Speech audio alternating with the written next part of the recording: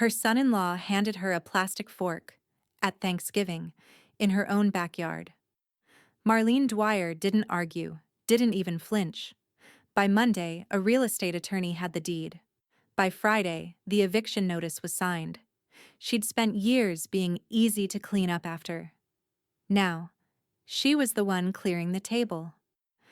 All right, before we dive into this crazy story, do me a favor. Subscribe and tell us where you're watching from. The November air was crisp enough to make the paper napkins flutter, but inside Marlene's fenced backyard, the smell of roasted turkey and wood smoke held the promise of comfort. Fairy lights stretched between the maple trees strung by Carter earlier that morning, though he'd griped loud enough for half the street to hear. Alana kept thanking him, her voice high and apologetic, while Marlene quietly set the cider on the folding table and took in the scene. It was her house, her lawn, her patio stones beneath the trestle table, but she wasn't hosting this year. Carter had insisted that they would handle Thanksgiving, that Marlene could just relax for once. So she'd agreed, half curious what "handled" meant to a man who'd once burned boxed stuffing. Plates gleamed in neat rows, cloth napkins folded into triangles, candles flickering in gold glass holders. Alana had done that, no doubt. The smell of cranberry glaze and sage butter drifted from the open sliding door. Even the neighbors' kids paused at the fence, noses twitching. "Mom, sit down, everything's ready," Alana called, balancing a steaming dish of sweet potatoes.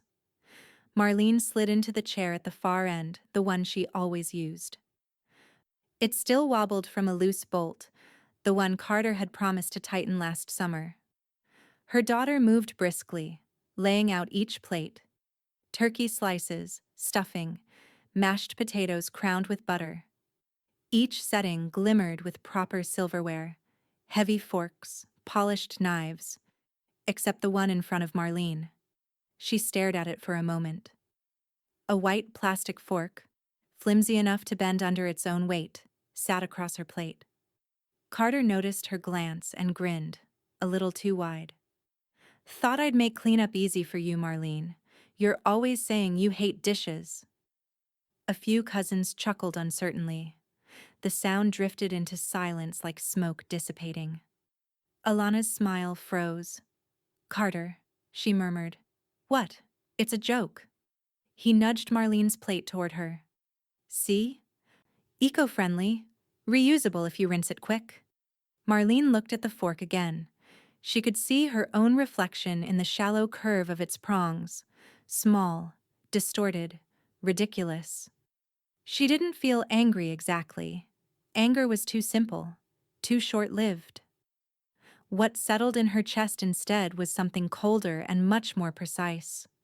She lifted the fork delicately, turning it between her fingers as if it were a curious insect. "Plastic," she said finally. "How thoughtful."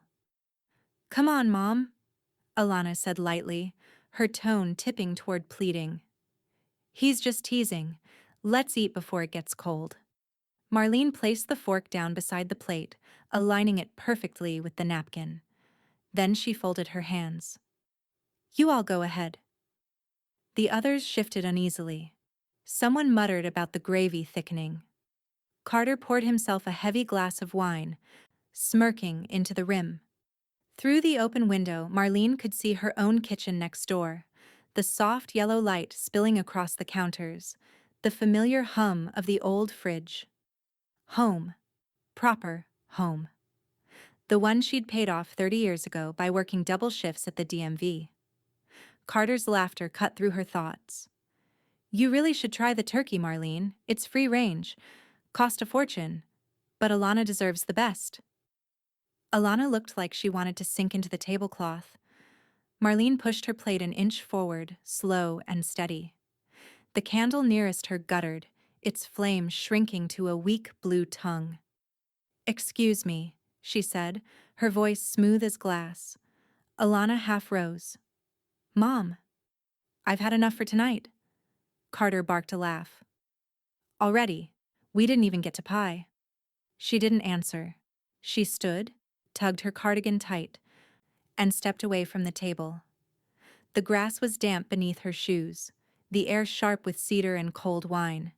She could feel every eye following her as she crossed the yard to the side gate. "Mom, please. He didn't mean anything by it." Alana's voice trembled behind her. Marlene paused just long enough to look back. "That's what makes it worse," she said. Then she slipped through the gate and closed it quietly. The latch clicked, small but final. Next door, her porch light came on with a gentle hum. Inside, everything smelled faintly of lemon polish and lavender soap. She sat at her kitchen table, the real silver fork gleaming beside her untouched slice of pumpkin pie from earlier that day. Outside, laughter drifted faintly through the fence, thinner now, more nervous. She ate one careful bite, savoring the silence. Then she reached for her house ledger in the drawer, the one she used to track repairs and property taxes. Her pen hovered over a clean page. She wrote a single title in firm, steady letters: Eviction Prep. The ink bled slightly on the paper, a slow, dark bloom. She smiled. Some forks weren't meant to bend, some were meant to break. Marlene's kitchen was quiet now, the only sound the steady tick of the old clock on the wall. Her fingers hovered over the half-empty glass of cider, but she didn't drink it. She hadn't touched much of anything since the dinner, too full of the dry taste of old wounds to care about anything else. Her mind kept circling back to the plastic fork, the mockery in Carter's grin. It wasn't about the fork. Not really. She rose from the table and moved toward the drawer under the window where the property file sat, neatly arranged, well organized. A set of manila folders, each labeled with the details of her home, her rental, every bill, and every repair. The house next door, the one Carter and Alana had been living in for 5 years now, was still in her name. It always had been. Pulling the file free, she settled back into her chair and opened it. The rent checks were there, all with her handwriting in blue ink. Carter and Alana. September rent, October rent, November rent. Every single one was marked with a red circle, indicating it had never been paid in full. She traced the dates with her fingers, feeling the sting of each missed payment. She had let it go for so long, trusting her daughter, trusting her son-in-law, but no more. They'd moved in temporarily, Alana had said, and Carter had agreed. "We'll take care of things while we get on our feet," they had promised. But now, 5 years later, the same half-empty promises hovered over the paper like the stale air in a room that had never been aired out. They'd never fixed a single thing. The roof leaked. The plumbing gurgled and groaned at all hours. Carter never lifted a finger, always too busy playing the role of the martyr, until it was time for Thanksgiving dinner, when he handed her a plastic fork and told her she was easy to clean up after. She flipped through the pages of the file, eyes narrowing. It was all in her name. Everything. The house, the rental property next door, the unpaid rent, the repairs left undone. Her phone buzzed, interrupting her thoughts. "Lindsay. Hey. How's the turkey?" came Lindsay's voice through the speaker, sharp and knowing, with the kind of edge that only her younger sister could provide. "Cold."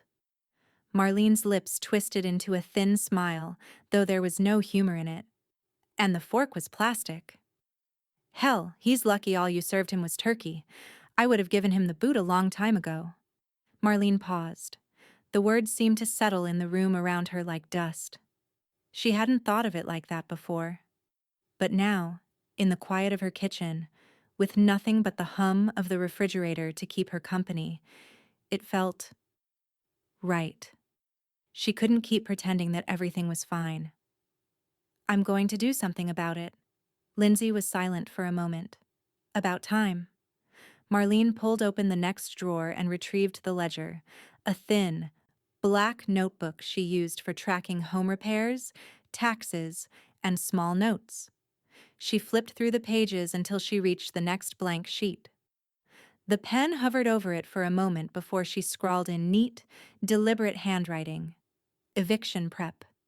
She closed the ledger with a soft snap, her mind already calculating the next steps. It would take time, legal time, paperwork, forms. But she had all the right connections. She knew the right people. She reached for her phone, tapped Glenn Torres's name into the search bar, and sent him a brief text. "Need a legal favor." Her finger hovered over the send button for a moment. Then she pressed it. The message was simple. No need for elaboration.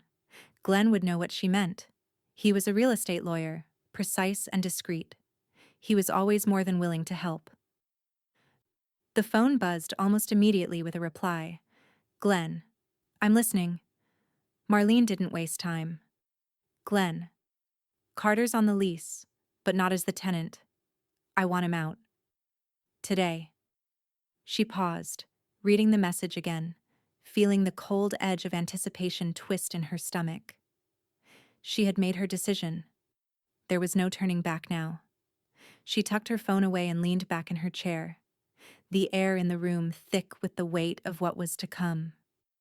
In the silence, she could hear Carter's voice faintly through the fence. Laughter, chatter. But none of it felt real anymore. She wasn't angry. No. This was about respect. She would show them the same respect they'd shown her. None at all.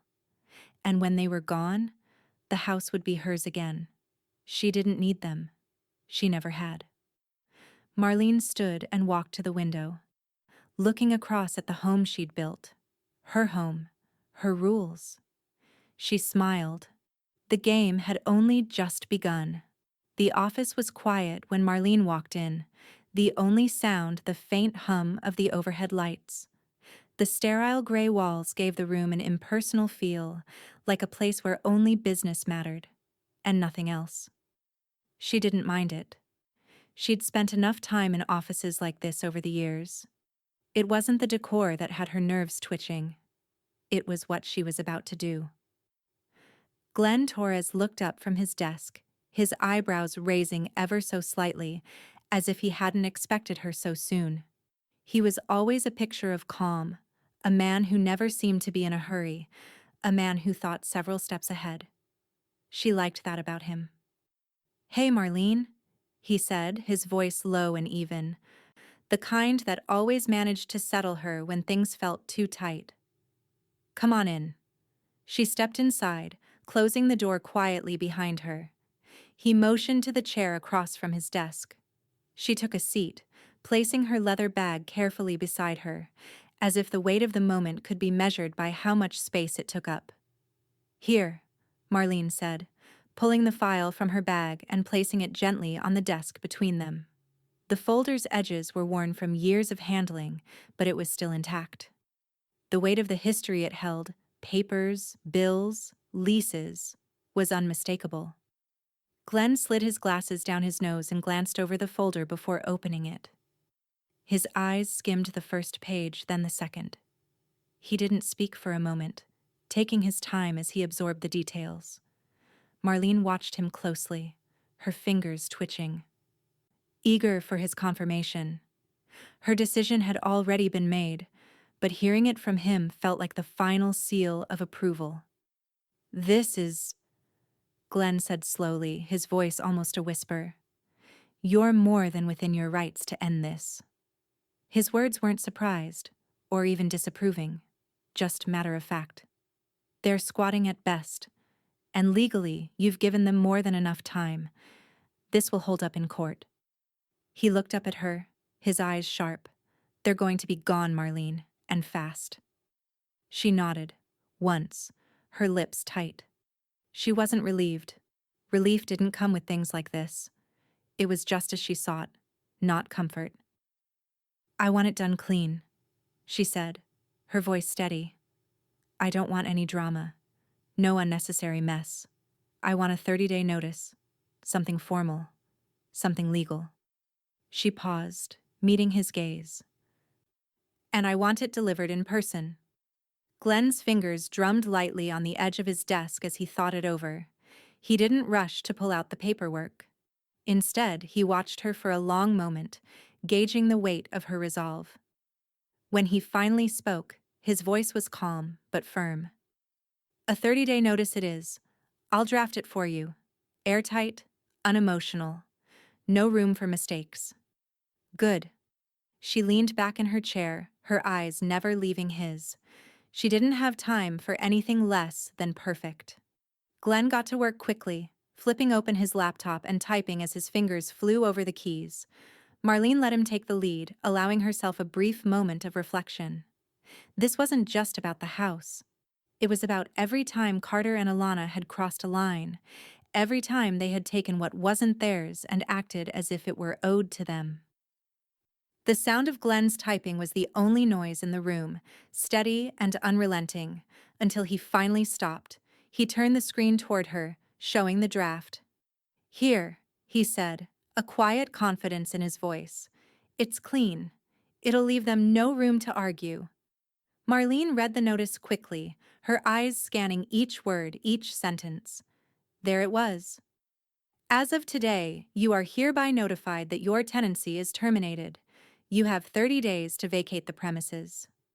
Everything she needed. No loopholes for them to crawl through.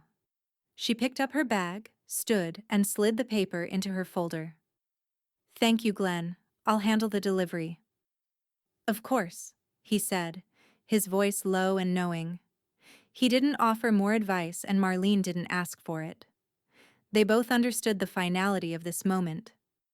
Outside, the world had shifted from day to night. The late afternoon sun cast long shadows across the city streets. Marlene felt a surge of clarity, like stepping into the calm after a storm. This wasn't about revenge. It was about standing her ground. She had given them everything, her home, her trust, her patience. But she wasn't going to let them take one more thing.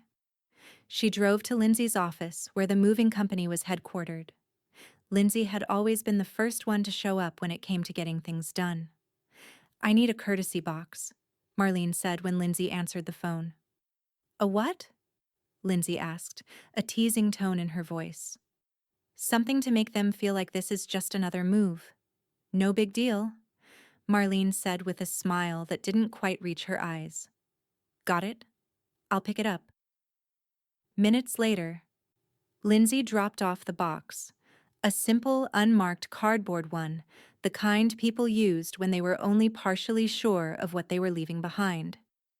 Marlene walked across the street, her boots clicking against the sidewalk, the box light in her hands. She didn't hurry, didn't rush through the process. This wasn't about speed. It was about precision. The front porch was quiet when she arrived. No one had noticed her coming. She set the box down gently, as if it were a parting gift rather than a final statement. Her fingers brushed the edges of the cardboard as she stepped back, the evening air cool against her skin. There was no need to knock. The notice would be enough. She didn't look back as she walked away. Not once. By mid-morning, a thin fog had rolled down the hill and settled over Marlene's street, softening the edges of the maples and muting the world into stillness. The kind of gray, heavy air that made sound travel strangely far.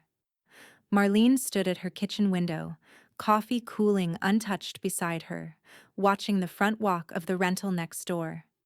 A navy sedan eased to a stop at the curb. Glenn stepped out, the notice folder tucked neatly under his arm. He was dressed the same way he always was when something serious was about to happen. Charcoal jacket, steady expression, the faintest glint of amusement in his eyes, as if he enjoyed doing his job just a little too much. She didn't go out to meet him. She wanted to watch it play out from here. Her vantage point a few yards removed, protected by glass and silence. Glenn walked with the slow, deliberate pace of a man who knew his presence alone carried authority. He rang the bell once, The sound was sharp in the fog. Carter opened the door wearing a faded sweatshirt and a look of irritation, one hand still clutching a coffee mug. The steam from it curled into the cold air. Glenn greeted him pleasantly. "Good morning, I'm here on behalf of Mrs. Dwyer." The mug stopped halfway to Carter's lips. "What about her?" Glenn extended the envelope with a small nod. "This is a formal notice regarding your tenancy." Marlene couldn't hear the exact words that followed, but she didn't need to. She could see everything she needed to in Carter's face, the quick shift from confusion to realization to a kind of pale disbelief that made his jaw clench and his nostrils flare. He tore the envelope open, read the first line, and read it again. Then a third time, as though the words might rearrange themselves into something more favorable. Alana appeared behind him, still in her robe, hair tied up hastily, eyes wide with morning panic. "What is it?" Carter didn't answer. He just thrust the paper toward her. His hand was trembling slightly. Alana scanned the notice. 30 days? Her voice cracked on the number. "Mom's evicting us?" From her window, Marlene lifted her mug and took a slow sip, the bitterness of the coffee grounding her. Glenn's voice carried through the air, clear and professional. "You've been notified in writing. All terms are included. Please review them and contact me directly with any questions." "Questions?" Carter barked, stepping out onto the porch. "Yeah, I've got a question. What kind of person evicts their own family? We've been taking care of her." Glenn didn't flinch. "I have records that say otherwise, Mr. Finch." "Don't you talk to me about records?" Carter snapped, his voice rising. "You think a piece of paper changes the fact that we're family?" Alana touched his arm, her voice breaking. "Carter, please, let's talk to her." She looked past him toward Marlene's house, spotting her in the window. Their eyes met for a brief moment, and Alana's face crumpled into a mix of guilt and desperation. "Mom, please, we can work this out." Marlene opened the kitchen window halfway, just enough for her words to carry. "You made things clear Thursday." Her tone was calm, even gentle, as though they were discussing the weather instead of an eviction. Alana's lower lip trembled. Carter looked like he'd been slapped. "You can't be serious," he said, stepping down the porch stairs. "You can't just throw us out. I'll get my own lawyer." Glenn didn't move, didn't raise his voice. He simply said, "Please do," in that cool, unbothered tone that stripped the fight right out of the air. The fog seemed to thicken between the houses then, muffling everything except the faint rustle of dead leaves. Carter stood there for a long moment, the notice crushed slightly in his grip, his expression hardening into something uglier than shock, something closer to vengeance. Alana finally turned away, pressing the paper to her chest like she could protect it from what it meant. Carter stayed where he was, eyes on Marlene's window, his voice low but carrying. "You'll regret this." Marlene didn't blink. "Doubtful," she said, then shut the window. The sound of the latch clicking echoed like a gavel. Across the yard, Glenn slipped his hands into his coat pockets and gave a single nod toward Marlene's house, a silent acknowledgement that step one was done. He started back to his car, his shoes leaving faint prints on the damp walkway. Carter watched him go, his shoulders squared but his stance uncertain, the letter still shaking slightly in his hand. Alana stood beside him, her face turned toward the ground. Marlene turned from the window, finally taking a deep breath. The silence in her kitchen was thick but clean. It smelled faintly of coffee and lemon polish, peace and preparation. The first domino had fallen, and somewhere beneath that calm, a thrill flickered through her chest. Small, sharp, electric. The next morning dawned sharp and bright, as if the fog had been scrubbed from the air overnight. Marlene liked it better this way. Everything visible. Nothing hiding in the mist. She sat at her dining table with a legal pad, the eviction notice copy neatly pinned under a ceramic paperweight. The words, 30 days looked cleaner in daylight. Her phone buzzed. A message from Glenn. Glenn. Found something interesting in the old lease. Can you come by? She didn't hesitate. Within 20 minutes, she was walking into his office again, her stride steady, her breath measured. Glenn looked up from a spread of papers that nearly covered his desk. I thought we had everything squared away, Marlene said. Oh, we do, Glenn replied, the corner of his mouth twitching. This just makes it even better. He lifted a single sheet from the pile and tapped the signature line with his pen. See that? Only Alana signed the lease. Carter's name is mentioned as a resident, not a tenant. Marlene leaned closer, squinting. So? So, Glenn said. He has no legal standing. None. No rights to contest the notice, no claim to tenancy. Legally speaking, he's just a guest who's overstayed his welcome. Marlene sat back slowly, a small, deliberate smile touching her lips. You're telling me all his shouting yesterday was just noise? Exactly. Glenn closed the file, sliding it into a neat stack. He can huff and puff, but he can't touch the foundation. Marlene couldn't help the short laugh that escaped her. Good. She reached into her bag, pulling out a stack of printed pages. Then let's make sure we've got everything else ready. Rent notices. Every single one. Glenn flipped through them. You're thorough. I worked 30 years at the DMV, she said dryly. You learn to document when people don't listen. They went through each page, missed payments, partial deposits, scribbled apologies from Alana, and Carter's occasional, "We'll get you next week" texts. By the end, Glenn had a tidy pile ready to attach to the legal packet. I'll forward these to the clerk's office, he said, and we'll record the move-out date formally. No wiggle room. When she returned home, Lindsay was already waiting in the driveway, coffee in one hand and a clipboard in the other. Her pickup truck, emblazoned with Dwyer Moving and Storage, gleamed in the sunlight. I filed the change of lock request for day 31, Lindsay said. If he tries to linger, he'll be standing outside with a box and nowhere to go. Marlene arched an eyebrow. You always were efficient. I learned from the best. Lindsay smirked, then glanced toward the rental house. You think he's planning something stupid?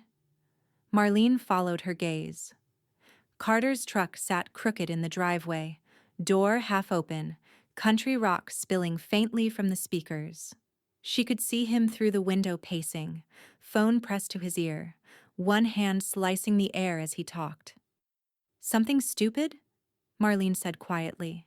That's his specialty. Later that afternoon, her email pinged. It was from Carla Nguyen, the city records clerk she'd known for years. Carla, FYI. Someone pulled your property file this morning. Looked like Carter Finch. Also, 0 record of legal rent payments filed in the last 10 months. Want me to flag it? Marlene typed back. Please do, and added a smiley face that wasn't really a smile. By evening, her printer hummed steadily, spitting out copies of everything. Proof upon proof, paper shields lined up in perfect rows. She stacked them neatly in her accordion folder, slipped the elastic band over the cover, and set it beside her front door. Through the kitchen window, she could see Carter standing in the yard, phone still clutched in his hand. His movements were sharp, jittery. Every few seconds, he glanced toward her house. Alana sat on the porch steps, face buried in her hands. Her phone buzzed again, this time a text from Glenn. Glenn. Just got an email from the city. Carter tried to claim tenant protections this afternoon, filed a complaint saying he's being unlawfully evicted. Marlene felt her jaw tighten. Of course he did, she muttered. Glenn followed with another message. Glenn. Don't worry. He has no legal leg to stand on, but he's stirring something. I'll handle it. For a moment, Marlene simply stood there, phone in hand, the steady pulse of her own heartbeat echoing in her ears. She knew Carter wouldn't go quietly. The man's ego was built on pretending control, and now that illusion was cracking. She closed her blinds and turned off the kitchen light, plunging the room into shadow. Across the fence, Carter's voice rose suddenly, muffled, angry. She couldn't make out the words, but she didn't need to. Rage had its own universal tone. She walked to her living room, opened her ledger, and wrote a new line beneath eviction prep. Counterclaims, anticipated. Then she underlined it twice. When she finally went to bed, the house was silent except for the faint hum of the heater. But outside, through the still air, came the faintest sound of Carter's truck door slamming, followed by footsteps pacing the gravel drive. The storm hadn't broken yet, but she could feel the pressure building. By Monday, the battle had shifted from yards and fences to paper and ink. Marlene knew it before Glenn even called. She could feel it in the way the mail slot clinked twice that morning, in the quiet buzz of her phone against the counter. "Morning," Glenn said when she answered. His voice was crisp, efficient. "Our friend tried to make a move. Filed a complaint with the city housing board, unlawful eviction, of all things." Marlene leaned against the counter, looking out over the frosted lawn. And, Glenn said, and she could hear the faint click of his pen. "I've already sent a 42-page response. Lease copy, rent history, text records, late notices, property reports. Everything. It'll be the cleanest takedown they've seen all month." There was a small pause before he added dryly, "He might want to find a new hobby." Marlene smiled without showing teeth. "He already has one. Losing." Glenn chuckled quietly. "I'll let you know when the board rules, but I'd wager you'll have their decision before Friday." True to his word, the verdict came sooner than expected. Thursday afternoon, a thick envelope arrived in Glenn's office, housing board letterhead, stamped and sealed. He called Marlene immediately. "They denied it," he said, flat out. Said the claim lacked standing and documentation. Frankly, the clerk sounded amused. "Good." Her voice was steady, but her pulse quickened. There was satisfaction in efficiency, in things being handled without noise or chaos. Glenn continued, "I'm sending you the official response copy. Lindsay said she'd drop it off." Of course she would. Lindsay had been waiting for this moment like a cat waiting for a screen door to open. By late afternoon, a bright red folder sat on Marlene's porch, stamped in big black letters, "Return to sender." The color popped against the gray porch boards, bold and final. Lindsay didn't bother to knock. She let herself in through the back door, tossing her gloves onto the counter. 42 pages, she said with a smirk. "That man thought he could outpaper you? He couldn't even outpaper a parking ticket." Marlene opened the folder and skimmed the top sheet. The denial was short, direct, and merciless. She read the first line out loud, savoring each word. "The complainant does not meet criteria for tenant protection under city ordinance." Lindsay leaned against the counter, crossing her arms. "That man thought plastic cutlery was cute. This," she said, tapping the folder with one bright red nail. "This is cutthroat." Marlene looked up at her sister, a slow, measured smile spreading across her face. "You make it sound like I planned it that way." Lindsay snorted. "You did. Don't play innocent now." For a brief moment, the two sisters stood in companionable silence, the kind forged through shared history and stubborn survival. The peace didn't last long. The phone rang. Alana's name flashed across the screen. Lindsay raised an eyebrow. "You answering that?" Marlene hesitated, then nodded. "I owe her that much." She picked up. "Mom?" Alana's voice trembled, soft and thick with tears. "We got the letter. Carter said it's a mistake. It has to be. You wouldn't—" Marlene didn't interrupt. She didn't reassure, didn't scold. She just let her daughter talk, the words spilling out in uneven bursts. Alana kept apologizing, for Carter's temper, for her own silence, for every time she'd said he didn't mean it. When Alana's voice finally cracked into quiet sobs, Marlene closed her eyes. "You'll figure things out," she said softly. "You always do." "Mom, please." But Marlene had already made her decision. "Goodbye, Alana." She ended the call gently, set the phone down, and stared out the kitchen window again. The sky was the color of cold steel, and through the bare trees she could see movement, Carter pacing, phone in hand, still fighting a battle he didn't understand he'd already lost. Lindsay exhaled. "That man is going to choke on his pride before this is done." "Let him," Marlene said quietly. "He's had plenty to chew on." That night, after Lindsay left, Marlene moved through her kitchen slowly, gathering the excess from the past few years, the extra plates, the mismatched bowls, the half-used silverware sets Alana had given her for company. She boxed them neatly and loaded them into the back of her car.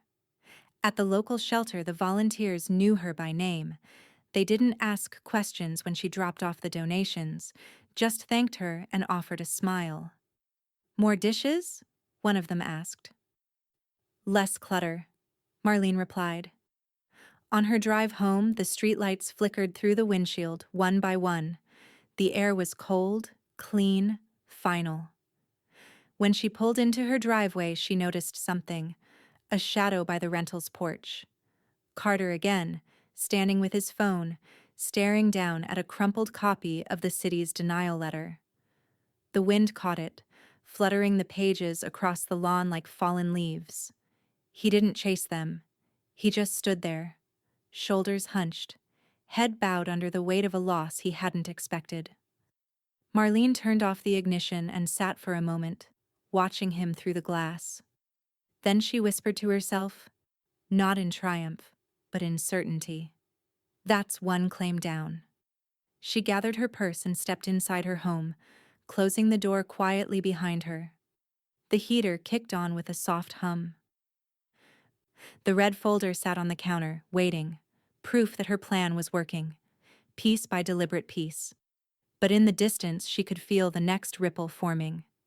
Carter wasn't done. Not yet. The first message came through just after lunch. A post, actually. One of Carter's angry rants on social media. He'd been quiet for a few days, but this was a different kind of quiet. The kind where the storm builds before it breaks. He'd tagged Marlene in the post, unwittingly, no doubt, along with a blurry image of the eviction notice in the background. The caption was a mess of all caps and misplaced commas. "We're being kicked out of Grandma's. Her own flesh and blood. No warning, no respect. Just a cold piece of paper. She's doing this on Thanksgiving. I can't believe this." Marlene read it slowly, savoring the way the words twisted like rope, tightening around Carter's own neck. His desperation was clear. He was trying to rally something, sympathy, maybe, or pity. But it wasn't working on her. Her phone buzzed again, this time a message from her cousin Rachel. "Rachel. Marlene, is this true? Carter's saying you're kicking them out? That's harsh."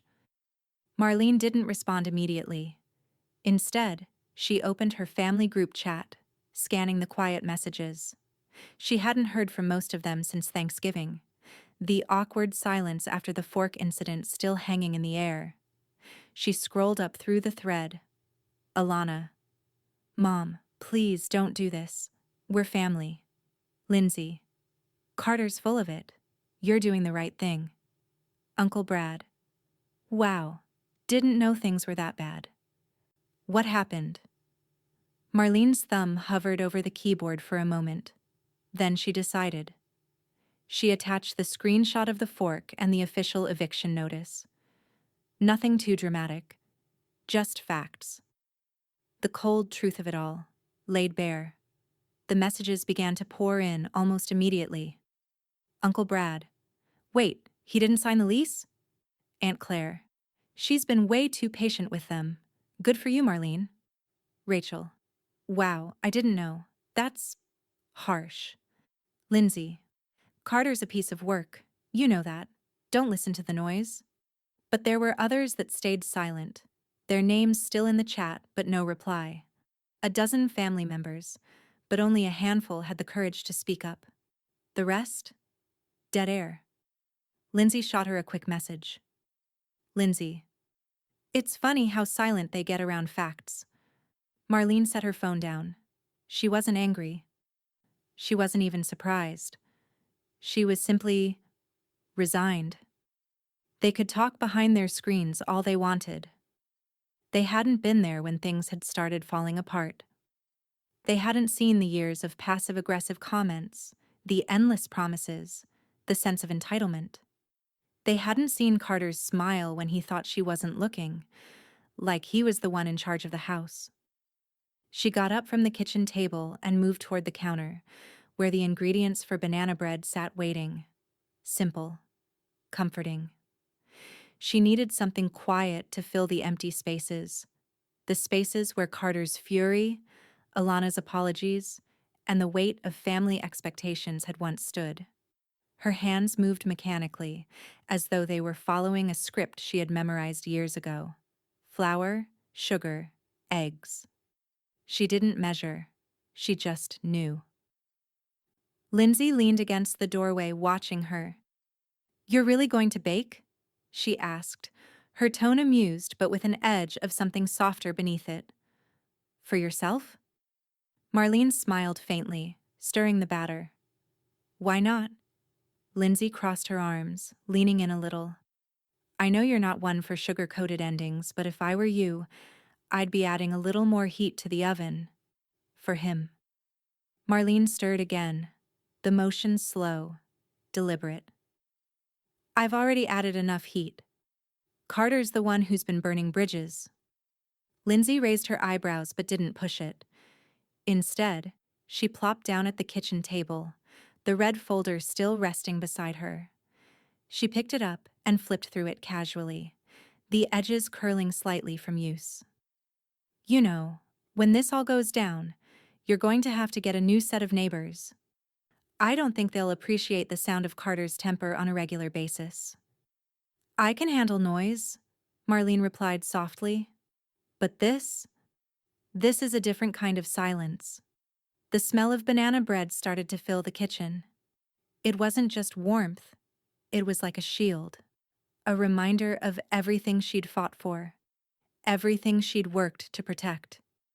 She had made the right call.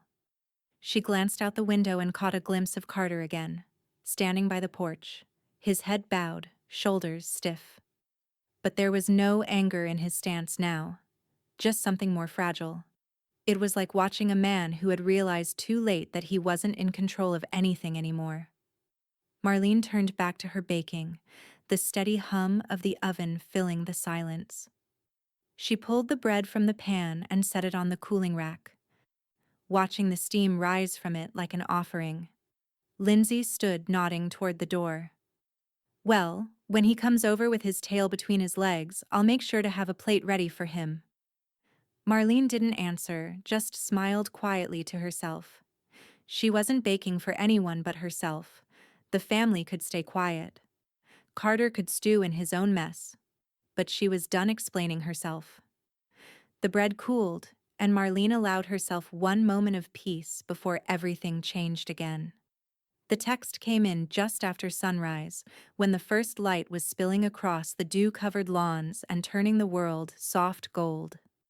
"Alana. Mom, can we please talk? Carter wants to make things right. Maybe we can work something out?" Marlene stared at the screen, the little gray bubbles pulsing like a heartbeat that didn't belong to her. She didn't open it, didn't respond. The phone buzzed twice more, then went still on the counter. The kitchen smelled faintly of banana bread and lemon polish, a lingering reminder of last night's quiet victory. She poured herself a cup of coffee and sat down at the table, the steam curling upward like a curtain between her and whatever apology Alana thought she could broker. Lindsay showed up not long after, tracking in cold air and confidence.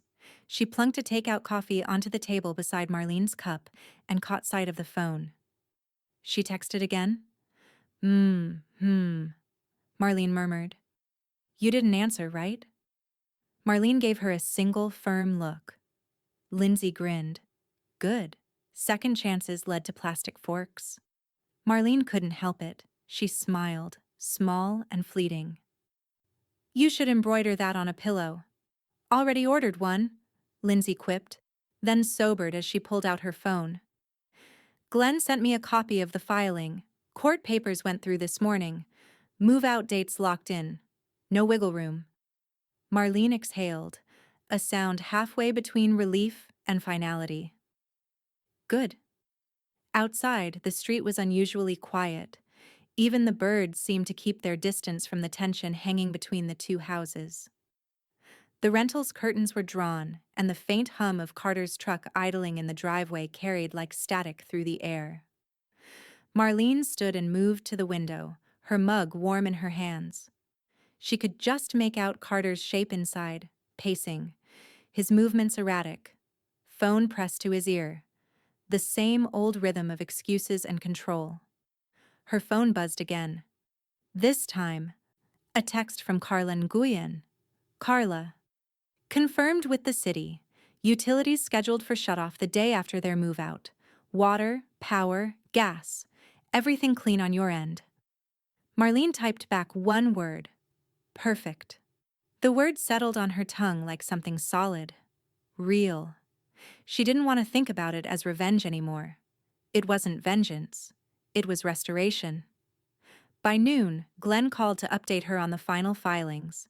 His tone was all business, but beneath it, there was something almost amused. It's all official now.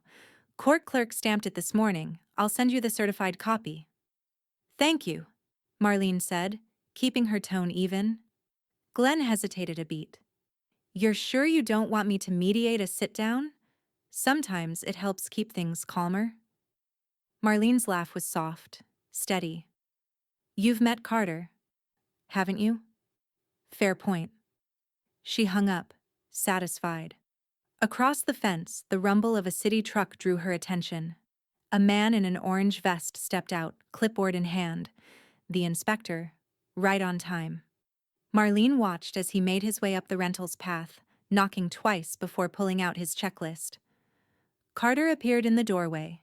His hair was disheveled, face red, the kind of red that came from equal parts whiskey and denial. She couldn't hear the words, but she could see the posture, the aggressive lean forward, the jabbing finger, the sudden snap of his arm toward the clipboard. The inspector stepped back, maintaining that careful bureaucratic calm that came from years of being yelled at by people who didn't understand the law. Then Carter shouted something sharp enough to carry over the fence. You people can't do this. This is our home. The inspector didn't respond.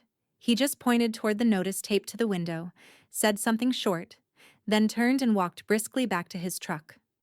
Carter followed him halfway down the walkway, shouting louder now, his voice cracking around the edges. You hear me? I'll report this. I'll sue every one of you.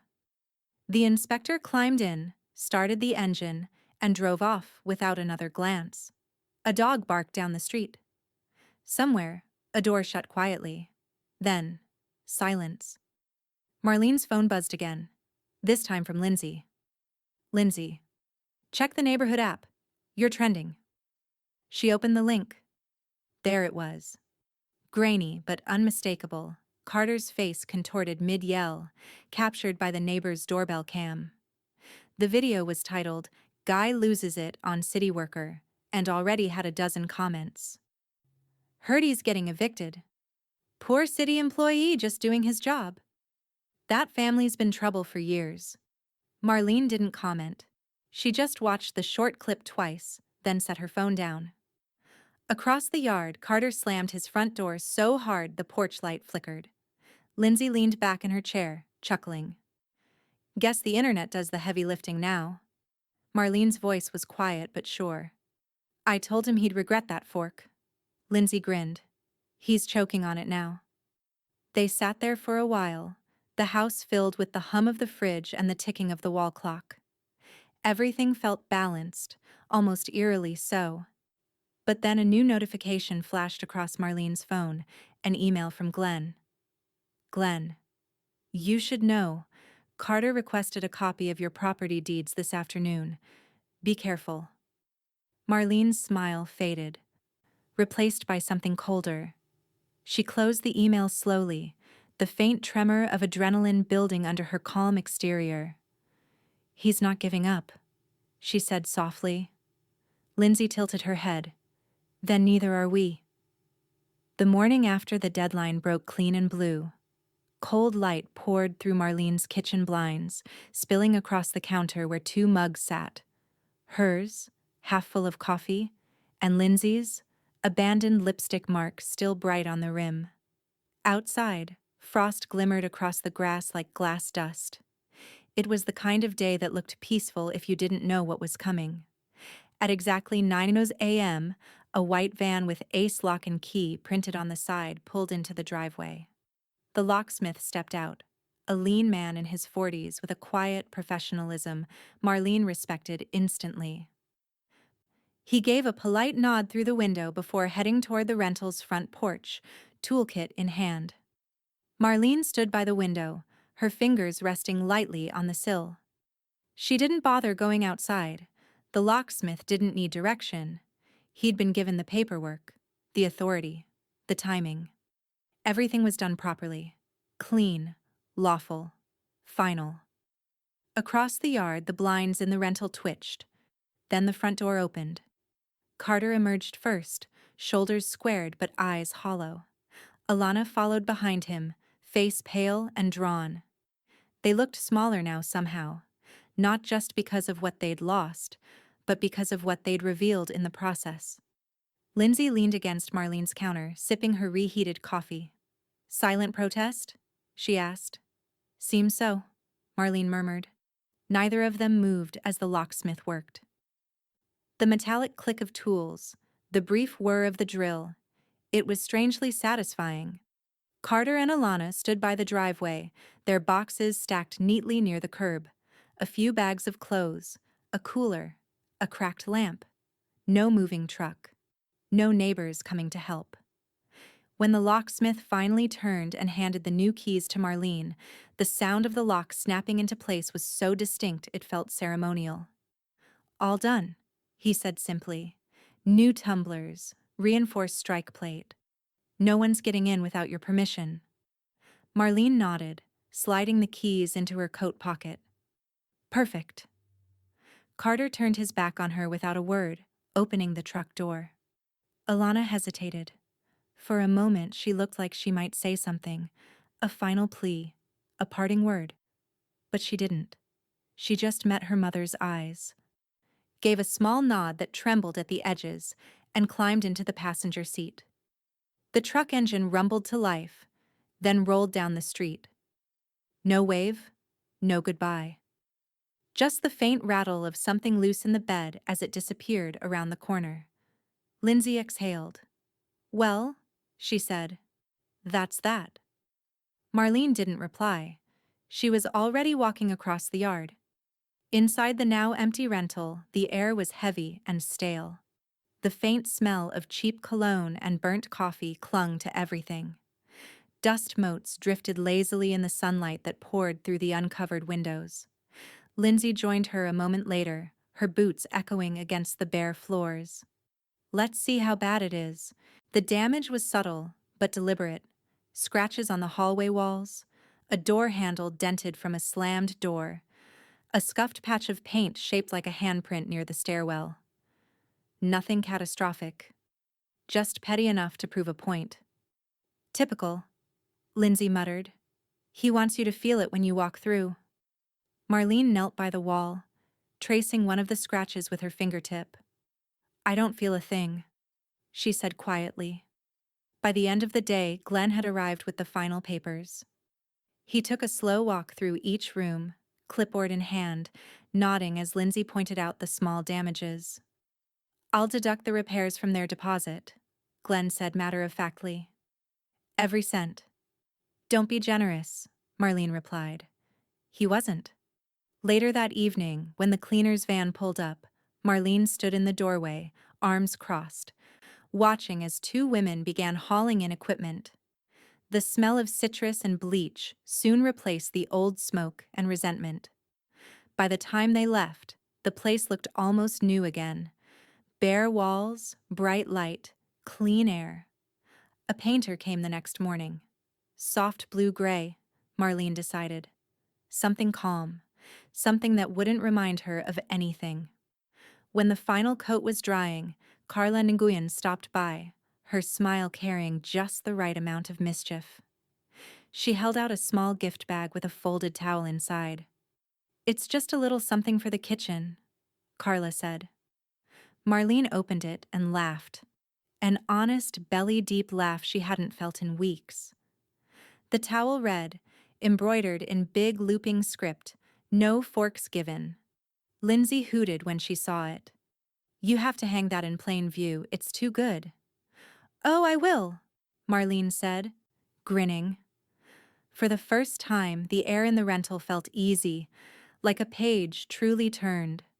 She stood in the doorway, looking out toward her own house, the faint sound of wind brushing through the maple trees.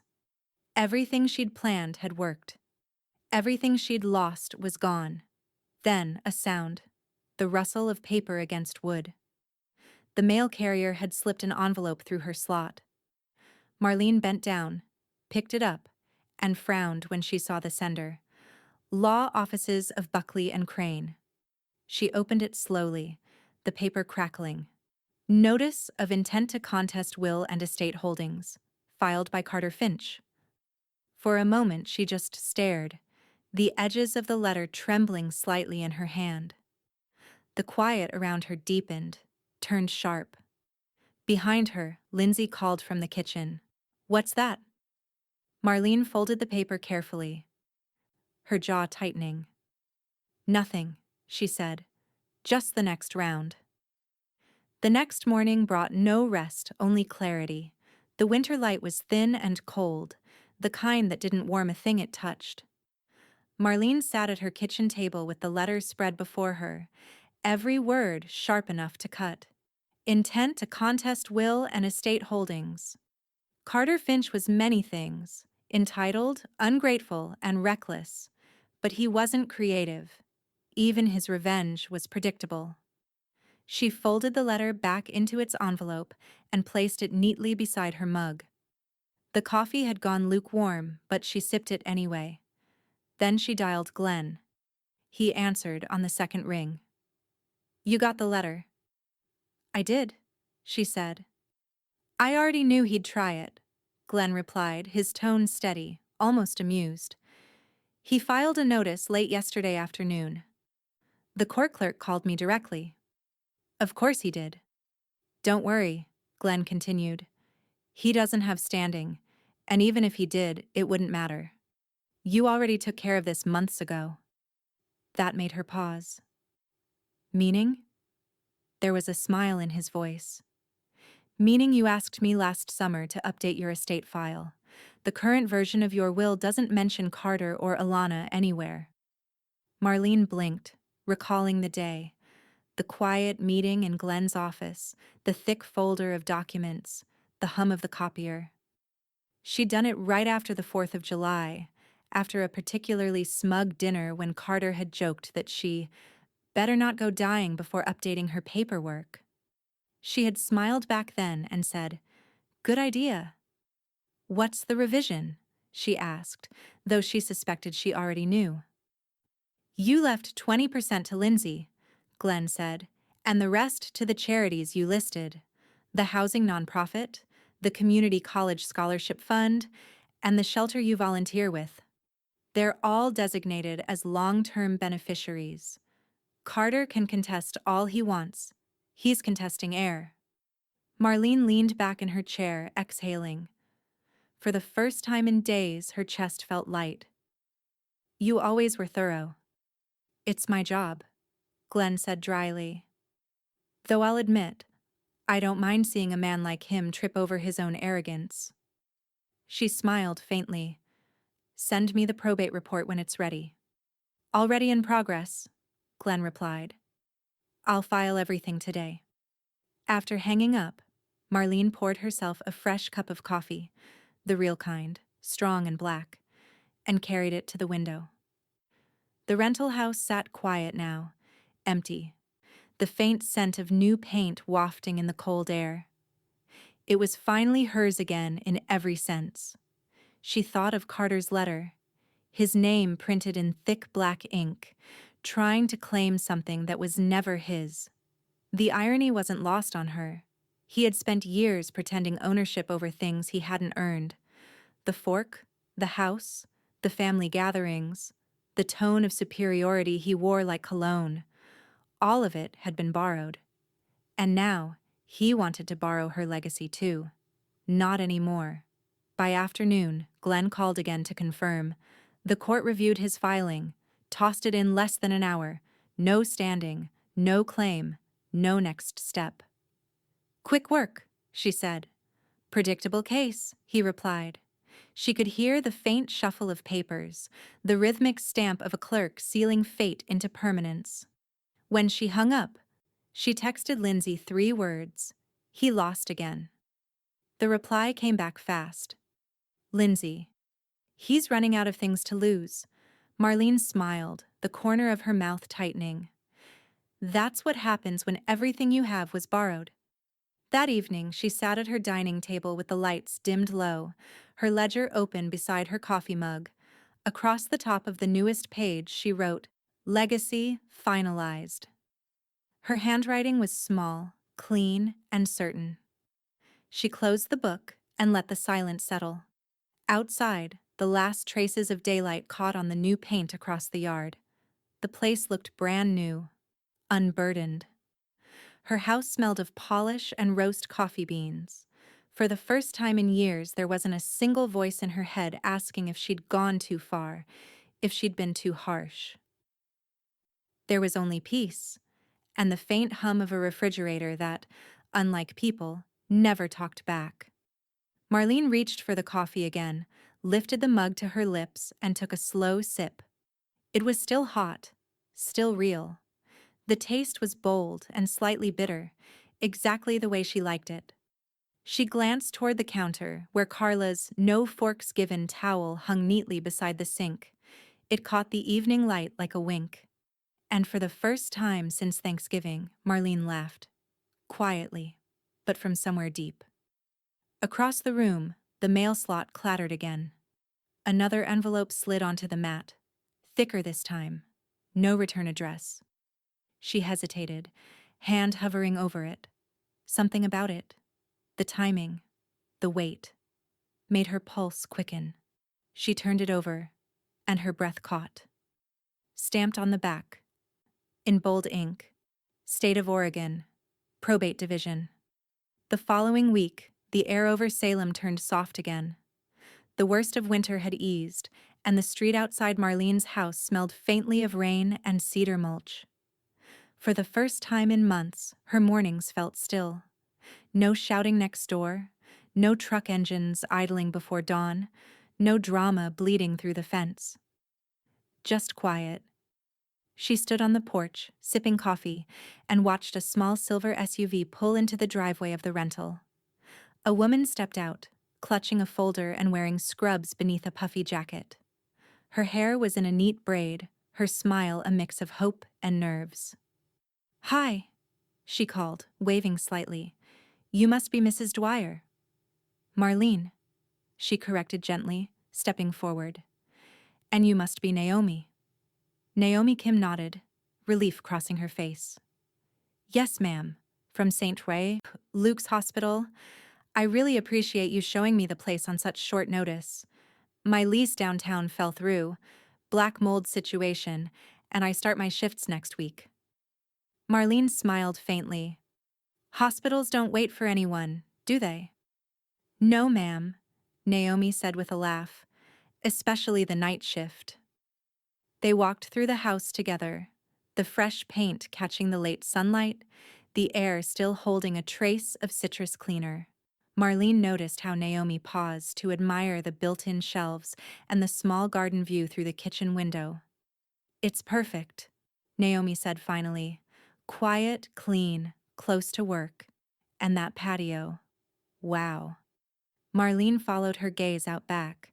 The patio she'd built 2 years ago, the one that had sat unused while Carter's chaos spilled over the fence, gleamed under a light coat of dew. She'd forgotten how peaceful it looked without clutter, without tension. "Glad someone appreciates it," Marlene said. They went over the details: rent, deposits, keys. Naomi's handshake was firm, her questions practical. When they finished, Naomi pulled out a check and slid it across the counter. "First month and security," she said. "Early, if that's all right. I just like to start things right." Marlene looked down at the check. Early. Not late, not half, not an excuse in sight. "That's more than all right." Naomi smiled, adjusting the strap of her bag. "I'll move in this weekend. I've got a rescue dog. Cooper, part shepherd, part troublemaker. Hope that's okay?" "Dogs are fine," Marlene said, her lips curving into something warm. "Troublemakers, I can handle." When Naomi drove off, Marlene lingered by the kitchen counter, running her fingers over the smooth edge of the new lease. It had taken months of anger and paperwork, but now there was something clean in her chest, a feeling she hadn't recognized in a long time. That Saturday, Naomi moved in. Cooper bounded through the yard like he'd been waiting his whole life for grass. Marlene stood by the fence holding a small welcome basket, her own banana bread, a potted basil plant, and a card with her phone number. Naomi's face lit up when she saw it. "You didn't have to do that." "I did," Marlene said. "Good tenants are rare." They laughed, and for the first time, the space between the two houses didn't feel like a line of division. It felt like shared air. Over the next few weeks, their lives began to sync in small, pleasant ways. Naomi worked nights, so their paths crossed in the late afternoons when Marlene watered her garden and Naomi walked Cooper. They'd chat about tomatoes, about Oregon's unpredictable weather, about the quiet satisfaction of a well-tended yard. Sometimes Naomi would bring Cooper over to sit by Marlene's patio while she pruned the roses. The dog would flop at her feet, tongue lolling, tail thumping against the tiles. One afternoon, Naomi leaned on the fence and said, "You know, it's nice here. Feels steady. That's rare." Marlene smiled softly. "Steady's all I ever wanted." By early spring, the world had brightened. Lindsay decided it was time to celebrate. "You've survived the great eviction saga," she said over the phone. "You're hosting brunch, non-negotiable." "I don't host anymore," Marlene teased. "You do now. I'm bringing eggs and champagne. Everyone's bringing real silverware." And they did. The patio filled with the sound of laughter and clinking cutlery. Lindsay's employees stopped by with flowers. Naomi brought quiche. Even Carla came, handing over a bottle of cider and a grin. "Thought you could toast your peace treaty with yourself," she said. Marlene laughed, the sound carrying easily through the yard. The sun hit the new paint, making everything shimmer. The fence, the table, even the gleam of forks and knives laid out properly for once. When the guests had gone, Marlene stayed outside. The air was warm, the garden alive with bees. Cooper nosed at her hand and she scratched behind his ears. Across the fence, the house looked content. Lived in, whole. She leaned back in her chair, sipping the last of her coffee from her favorite mug, real porcelain, chipped at the rim, perfectly imperfect. For the first time in a long while, she wasn't thinking about what she'd lost. She was thinking about what she'd rebuilt. Lindsay came out, holding her own cup. "You look good," she said. "Light." Marlene nodded, watching the dog chase a butterfly across the grass. "Feels strange?" she admitted. "Peaceful. Like I finally remembered how to breathe." "Don't forget this feeling," Lindsay said softly. I won't. Marlene smiled again. Small, quiet, true. The phone buzzed on the patio table. One new voicemail. Number unknown. She hesitated, eyes narrowing at the screen. The message preview was blank. She pressed play. You think this is over, Marlene? A man's voice hissed. You don't get to rewrite everything. Her hand tightened on the mug. The message ended. The breeze stilled. And for a long moment, the only sound was the soft clink of real silver against ceramic. The voicemail stayed on Marlene's phone all night, sitting there like a pebble in her shoe. Small, sharp, impossible to ignore. She didn't replay it, didn't delete it either, just left it sitting in her inbox, between reminders from her bank and grocery store coupons. By morning, a new envelope waited in her mailbox. No return address this time, just her name typed in that overly polite font lawyers seem to favor. Inside was a simple card. We both said things we didn't mean. Alana. No apology, no ownership.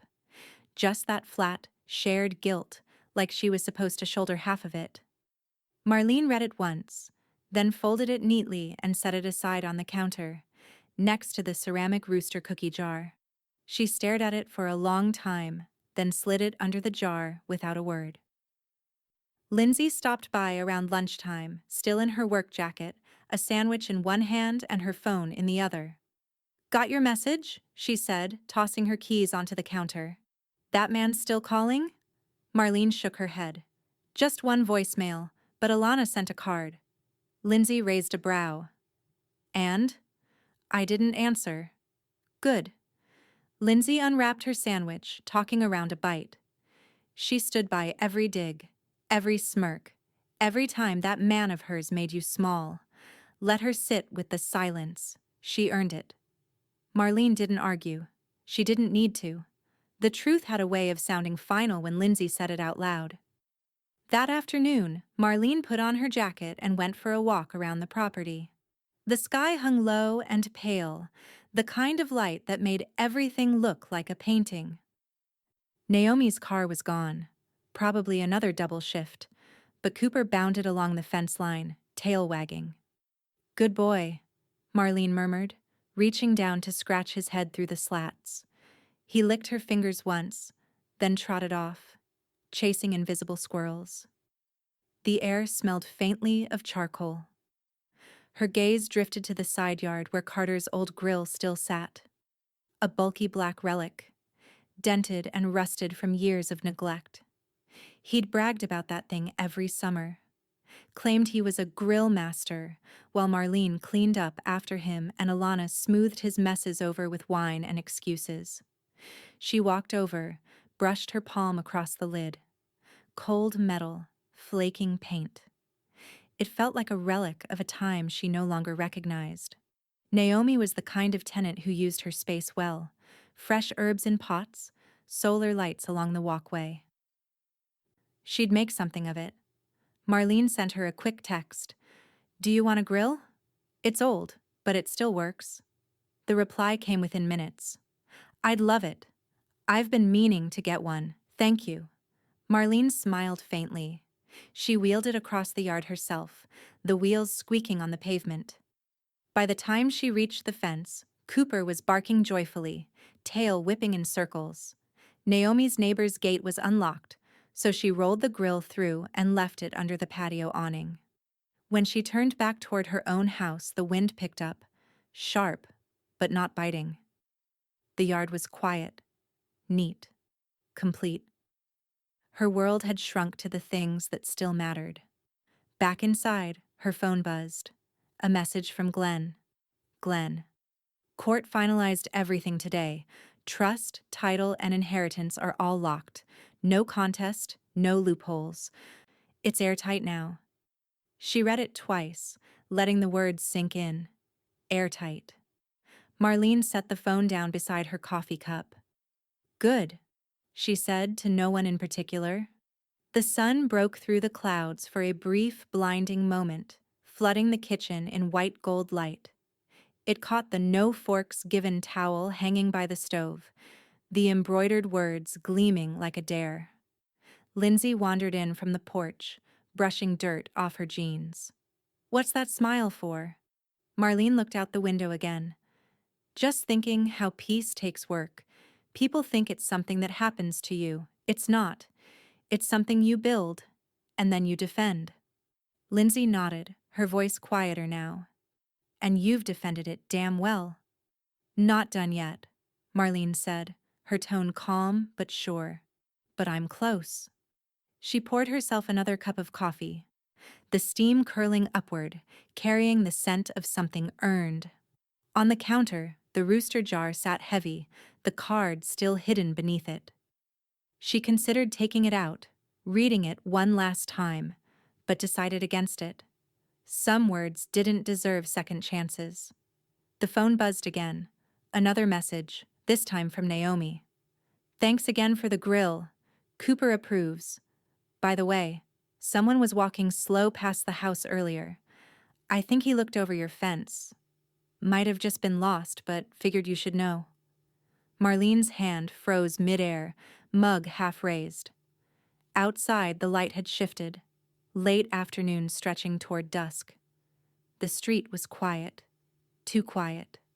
She stepped to the window, her reflection merging with the glass. Across the road, a man in a baseball cap lingered by the corner, head down, hands in his pockets. Her pulse kicked once, hard. When she blinked, he was gone. The following months reshaped Marlene's life in quiet but irreversible ways. What had begun as a boundary, a woman defending her property, slowly became something larger. It started small, with an invitation slipped into her mailbox. City Housing Advisory Council, seeking public comment. Lindsay had teased her when she'd found it sitting on the kitchen counter. "Oh, sure," Lindsay said, pouring coffee. "You'll show up and scare them all straight. That'll be the day." But Marlene had gone anyway. She wore her navy blazer, the one she'd bought 15 years ago for her DMV retirement party, and sat near the back of the council chambers. The air smelled faintly of copier toner and burnt coffee. A few minutes in, a speaker, a woman barely out of her 20s, stumbled through her presentation about tenant rights and predatory leases. The words were right, but the heart wasn't there. She hadn't lived it. So when they opened the floor for public comment, Marlene surprised even herself by standing. "I'm not here to talk about theory," she began. Her voice didn't waver, it carried, clear and sure. "I'm here because I had to evict my own family, and I learned something about how the system treats older homeowners when they do the right thing." The room quieted. Even the moderator stopped shuffling papers. Marlene spoke about boundaries, about respect, about how easily people took advantage of those who didn't fight back. She told them how it felt to sit across from someone who thought kindness was weakness. She didn't name names, but she didn't have to.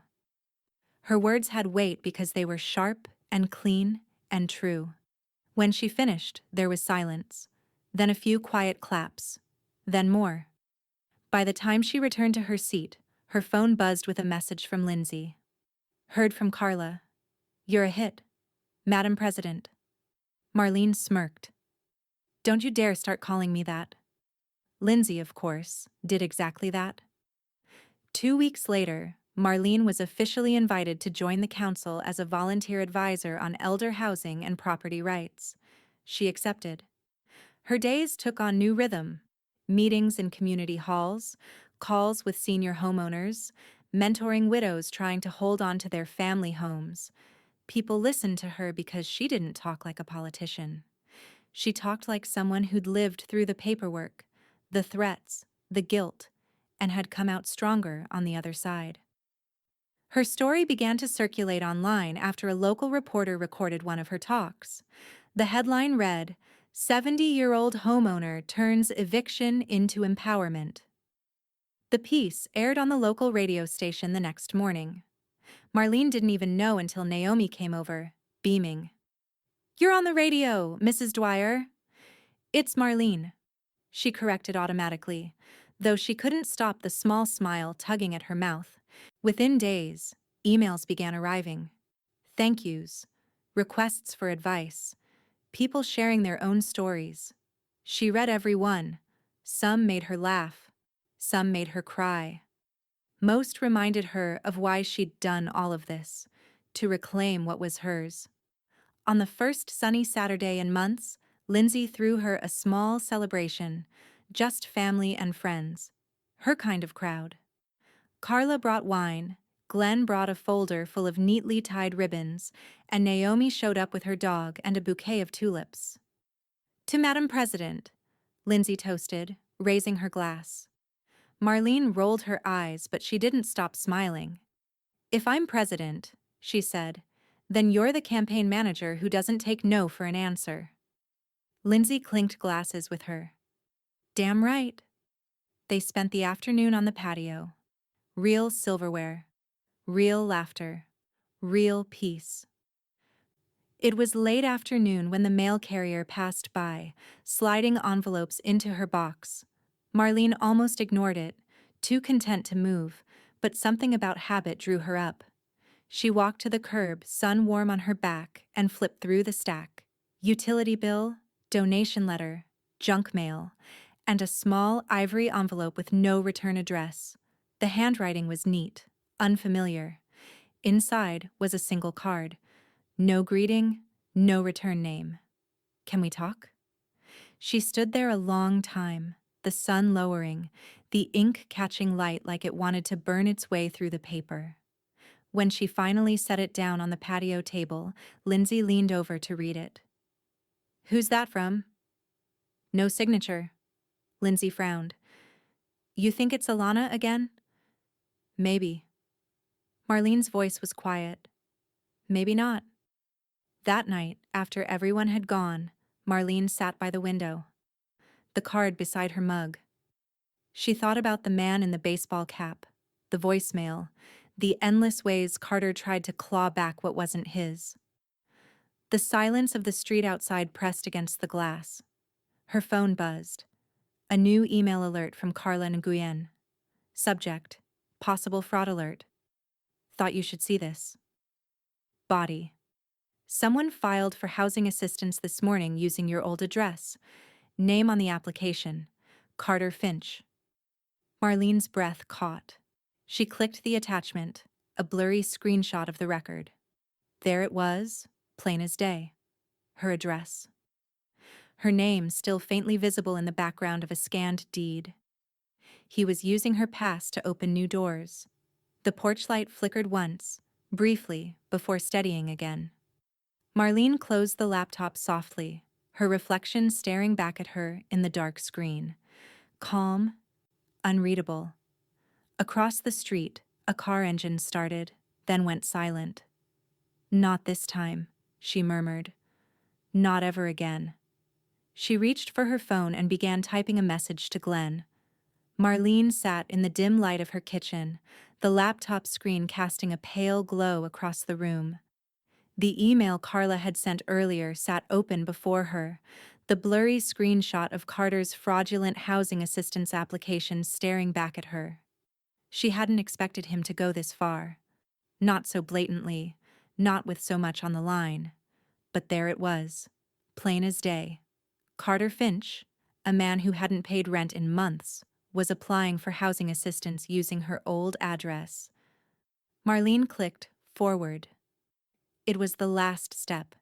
She attached the relevant paperwork, Carla's email, a copy of the deed with her name still on it, the official eviction notice from months ago, and sent it to Glenn.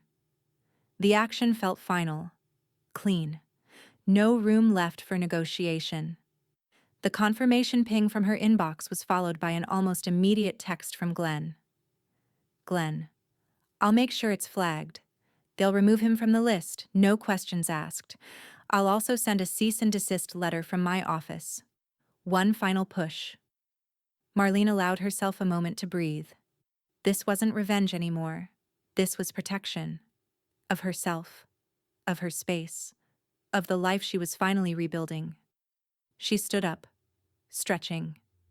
the house felt quiet, peaceful. Marlene moved to the kitchen counter, her hand brushing the side of the "no forks given" towel that hung proudly on the wall. It had become something of a personal mantra for her. No more apologies, no more compromises. Outside, the world had softened into early evening, the sky fading into a canvas of lavender and gray. She stepped onto the porch, letting the evening air fill her lungs. The silence of the street was almost too much, the way everything stood still. No trucks rumbling down the street, no voices shouting from across the yard. Just peace. A car drove slowly down the block, but Marlene wasn't focused on that. Instead, she thought of the past few months, the quiet battles, the legal paperwork, the unspoken words she hadn't needed to say to make it right. And now, finally, peace. As she stood there, letting the air settle around her, her phone buzzed again. This time, it was from Lindsay. Lindsay. Carter's off the list. City flagged him for fraud. I think it's finally over. Marlene's lips curled into a smile, but it wasn't one of triumph. It was simply relief. Inside, she put the phone down and poured herself a glass of wine. One glass, just for the evening. She walked slowly into the living room, the floor creaking softly under her steps. She passed the framed family photo on the mantel, her daughter and sister, smiling at a time before everything had been so messy, so tangled. It wasn't lost on her that Carter had tried one last thing, one final stretch for a foothold. But she wasn't going to give him the satisfaction of a battle fought for control. She wasn't going to revisit that past. The email from Glenn pinged again, this time with the formal confirmation that Carter had been removed from eligibility and was barred from applying for any further assistance using her address. The cease and desist had been mailed that morning. No more threats, no more excuses. Marlene felt the weight lift off her chest. She'd done everything she could. Her phone rang, breaking the silence. She glanced at the screen. Lindsay. Okay, now that it's done, let's toast. Lindsay said without any preamble. To peace, property, and proper utensils. I'll bring the champagne, you bring the rest. Marlene chuckled, a genuine laugh this time. I'll bring the dishes. I've got enough of those. Well, that's the first thing you've got right, Lindsay said, her voice warm and knowing. And if you're still planning on hosting next time, I'll bring my best silverware. Marlene laughed softly, shaking her head. Real silverware, she corrected. Exactly, Lindsay replied. We're in a new era now. No more plastic forks.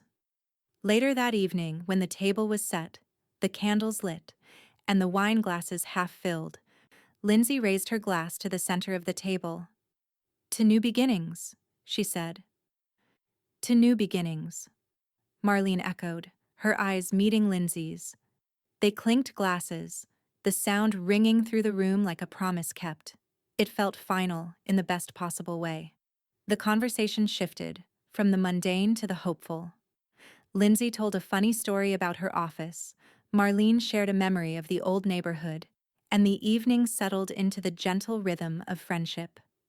Later, when everyone had gone, Marlene sat back, her feet up on the coffee table, her wine glass now empty. The house was still, peaceful, quiet in a way she had never allowed before. She stood slowly, walking into the kitchen to clean up. Her gaze caught the envelope she had opened earlier, the one from the housing department, and she smiled softly to herself. But then, she stopped. The phone buzzed again. This time, it was a notification from the local news site. A headline flashed across the screen. Local homeowner wins battle against fraudulent housing application.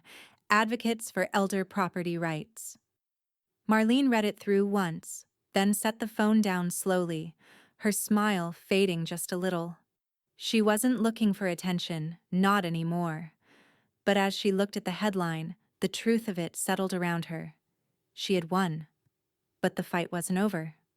It never really was. Spring arrived early that year in Salem, unexpected and bright, like an apology from the weather. Daffodils lined the edge of Marlene's walkway, and the air smelled of cut grass and renewal. The yard that had once been a battleground now looked like something from a postcard. The patio glistened under a fresh coat of sealant. Every chair scrubbed clean, the table laid out with pale yellow napkins and polished silverware that caught the sunlight just so. Real silverware, real company. Naomi had come over early with Cooper in tow, setting down trays of food and checking on the hydrangeas like she'd lived there for years. Across the fence, a new couple had moved into the corner house, a pair of young teachers who brought homemade lemonade and that wide-eyed optimism only new homeowners carried. Marlene moved slowly through it all, greeting, arranging, orchestrating. Her body might have been slower, but her mind, her satisfaction, was sharp. Every movement felt deliberate. The forks and knives gleamed, the wine glasses sparkled. For once, there was nothing that needed fixing. By the time Lindsay arrived, arms full of bakery boxes, the party was already humming. Music floated from the outdoor speaker, old jazz, just loud enough to keep the silence at bay. "Now this," Lindsay said, setting down the boxes, "is how you host." Marlene smirked. No plastic utensils in sight. "About time," Lindsay replied, pulling out a chair. "You've graduated from defense to celebration." Naomi laughed. "She's right. This place looks like a magazine spread. I can't believe this is the same yard that—" "Don't say it," Marlene interrupted gently, but there was humor in her voice. "Some stories don't need retelling." Lindsay raised her glass. "Then let's toast to the new chapter." Everyone followed suit. "To peace," Naomi said. "To patience," Lindsay added. Marlene's eyes sparkled as she lifted her own glass. "To property and proper utensils." The laughter that followed was light and genuine, filling the air in a way it hadn't in years. An hour later, as the sun settled into a soft gold haze, Glenn arrived. He was dressed in his usual gray suit, carrying a manila folder tucked under his arm and a smile that was almost boyish. "Marlene Dwyer," he said, stepping through the gate, "the woman of the hour." "Don't you start," she said, ushering him toward the table. "You're here for paperwork, not speeches." He handed her the folder anyway. "All finalized. The deed transfers, the trust filings. Everything's in permanent record now. No one can touch it." She flipped it open briefly, scanning the clean signatures, the city seal pressed into the last page. "Perfect." Glenn leaned closer. "You did more than just protect yourself. You set precedent. The clerk said your case is being used as a training example." Marlene blinked, caught off guard. "I didn't mean to start a movement." He chuckled. "Most people who do never mean to." She handed him a plate in response. "Then take your victory pie and don't make a scene about it." He glanced down. Banana cream, golden and glossy. "You remembered." "I remember who likes what," she said simply, settling into the chair across from him. "It's a gift and a curse." The others drifted in and out of conversation as the evening stretched on. Cooper curled up under the table, content and lazy. Naomi chatted with the neighbors about garden soil and dog treats. Glenn and Lindsay debated the best way to keep contractors honest. Marlene sat back, letting it all wash over her. For so long her home had been a place of tension, walls that echoed arguments, doors that marked distance. Now it breathed again. It lived. The porch light flickered to life automatically as dusk deepened. The silverware caught the last of the sun, flashing briefly like stars scattered across the table. Lindsay turned toward her, her tone softer now. "So, tell me, big sister, any regrets?" Marlene met her eyes and smiled, slow and sure. "Only that I didn't serve the notice sooner." Lindsay laughed, a full, delighted sound that made even Glenn chuckle. Now that's a line. Marlene raised her glass again, the light glinting through the wine. It's the truth. The conversation resumed, gentle and warm, the kind of talk born from peace rather than necessity. When the last guest had gone and the night had grown quiet, Marlene lingered in the backyard, collecting plates and half-empty glasses. The air was cool now, the moon faint behind drifting clouds. She placed the last of the silverware in a basket and paused at the edge of the table. There, beside the candles, lay a single fork, one she'd deliberately set aside earlier. The same one Carter had handed her that Thanksgiving, its cheap plastic prongs still faintly bent. She picked it up between her fingers, the faintest smile curving her lips. Some people framed family portraits. Some saved heirlooms. She had this. Her proof. Her reminder. She turned toward the house, the lights glowing warmly through the windows, and whispered to herself with quiet satisfaction, words that needed no audience. Some meals you forget. Some forks you frame. And with that, she stepped inside, closing the door on the night, the past, and every plastic thing she'd ever outgrown.